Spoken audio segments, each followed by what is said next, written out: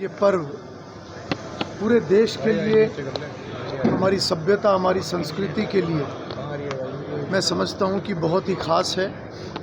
और ये बहुत ही गौरवमयी क्षण हम सब के लिए है, क्योंकि हमारा देश जो लंबे समय तक गुलामी का कालखंड जिसने झेला है और उसमें हमारी आस्था और संस्कृति को जिस प्रकार से चोट समय समय पर मारी गई है, जिस प्रकार से आक्रमण हुए, और आज का सोमनाथ स्वाभिमान पर्व ये वास्तव में हम सबको उस लंबी यात्रा को याद कराता है और हमें क्या संकल्प लेना है। मैं समझता हूँ कि आज का ये अवसर उसी बात के लिए है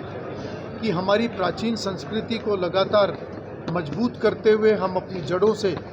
जुड़कर आगे बढ़ें। और आज जो टेक्नोलॉजी का युग है, कंपटीशन का युग है, इसमें हमें अपनी जड़ों के साथ जुड़कर ही ऊंचाइयों को छूना है।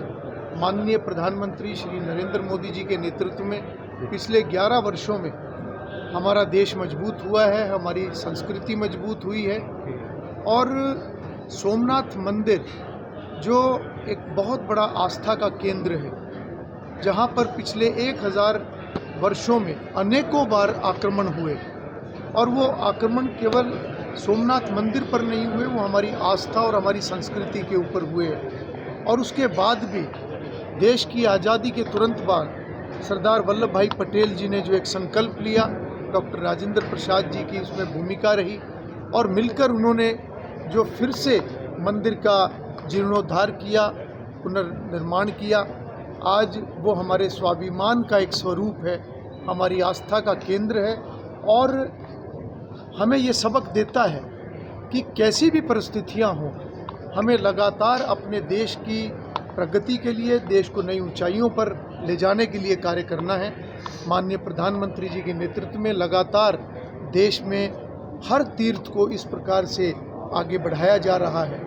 और हमारी संस्कृति की मजबूती के लिए जिस प्रकार से कदम पिछले 11 वर्षों में उठाए गए हैं, इसी प्रकार से हरियाणा प्रदेश के अंदर भी पहले मनोहर लाल जी के नेतृत्व में और अब नायब सिंह सैनी जी के नेतृत्व में जिस प्रकार से अनेकों ऐसी योजनाएं जिससे समाज संगठित होकर सही दिशा में आगे बढ़े, चाहे वो महापुरुषों की जयंतियां मनाने की बात है ताकि हमारे युवाओं के अंदर वो संस्कार आए, उनके विचार आएँ, और या वो तीर्थ यात्रा योजना, इस प्रकार की सभी योजनाओं ने समाज को एक अच्छी दिशा देने का कार्य किया है। मैं आज इस मौके पर केवल इतना ही कहना चाहूँगा कि हम सभी को विकसित राष्ट्र के संकल्प के साथ जुड़कर आगे बढ़ना है और हम सभी अपने कर्तव्यों को निष्ठापूर्वक उनका निर्वहन करते हुए विकसित राष्ट्र के संकल्प में अपना योगदान सुनिश्चित करें। ऐसा मैं सर्व समाज से सभी से अपील भी करूँगा। कल प्रधानमंत्री ने कुछ अपील की है कि तेल बचाना है, रसायनों को लेकर कहा है, गोल्ड ना खरीदें, क्या देखते हैं अर्थव्यवस्था को लेकर? देखिए, आदरणीय प्रधानमंत्री जी समय समय पर देश का मार्गदर्शन करते हैं, चाहे वो कोरोना काल जैसी एक विकट परिस्थितियां हमारे सामने थी, पूरे देश के सामने थी, उस समय भी पूरे विश्व के अंदर अगर सबसे पहले कोई देश संभला है तो मैं समझता हूँ वो आदरणीय नरेंद्र मोदी जी के नेतृत्व में भारत जो है वो संभला है। आज वैश्विक परिस्थितियाँ ऐसी हैं जब अनेकों देशों के आपस में युद्ध, इस प्रकार की स्थिति बनी हुई है और जिसमें कि ऐसे देश शामिल हैं जहां पर तेल का भंडार है और उसकी आपूर्ति समय पर ना होने के कारण से इस प्रकार की परिस्थितियां आज बनी हैं। तो आदरणीय प्रधानमंत्री जी ने जो ये पूरे देश को एक संदेश दिया है, मैं समझता हूं कि हम सभी को उसे फॉलो करने की ज़रूरत है, क्योंकि इस प्रकार की परिस्थितियां कभी भी सरकारों के हाथ में नहीं होती और कोई भी ऐसी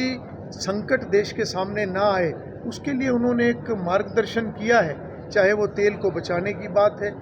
चाहे उसके अंदर विदेश यात्राओं को अनावश्यक रूप से हम ना करें, या उसमें सोने की खरीद हम विवाहों के अंदर इस प्रकार से ना करें जिससे कि हमारा जो पैसा बाहर जाता है वो ना जाए और सीमित संसाधनों में भी हमारा देश, हमारा समाज हमेशा हर परिस्थितियों में